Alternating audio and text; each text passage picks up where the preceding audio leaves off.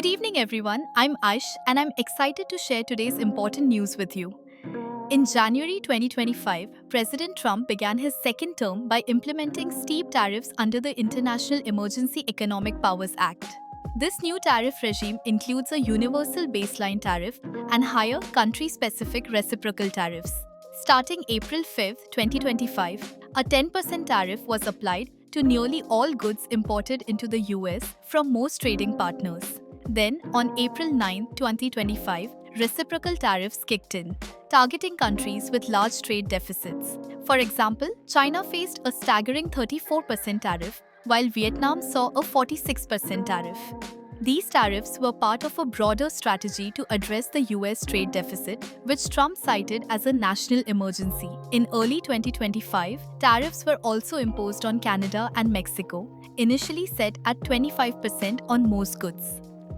China's tariffs started at 10% but quickly escalated to 20% by March 2025. Specific sectors were also targeted, like pharmaceuticals, which faced a 100% tariff unless companies built manufacturing plants in the US.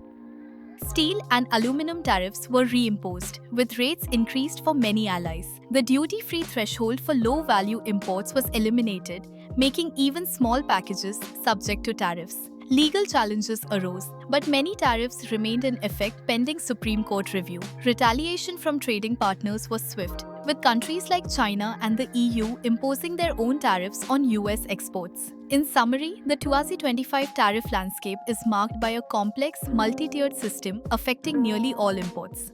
Now, let's talk about the impact of these tariffs on India. In August 2025, the US imposed a 25% tariff on a wide range of Indian imports, escalating to 50% due to India's purchase of Russian oil. This has significantly impacted India's exports, particularly in textiles, gems, and seafood. The textile sector has faced severe challenges, with many MSMEs reporting cancelled orders and job losses.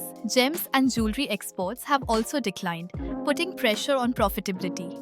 Seafood exports, especially shrimp, have dropped over 40%, risking job losses in key states. Agricultural products are threatened too, with tariffs creating domestic surpluses and depressing prices.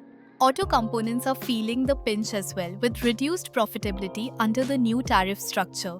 Interestingly, generic pharmaceuticals remain largely unaffected, but branded drugs face a 100% tariff. Thank you for tuning in. Please support us by subscribing to our channel for more updates.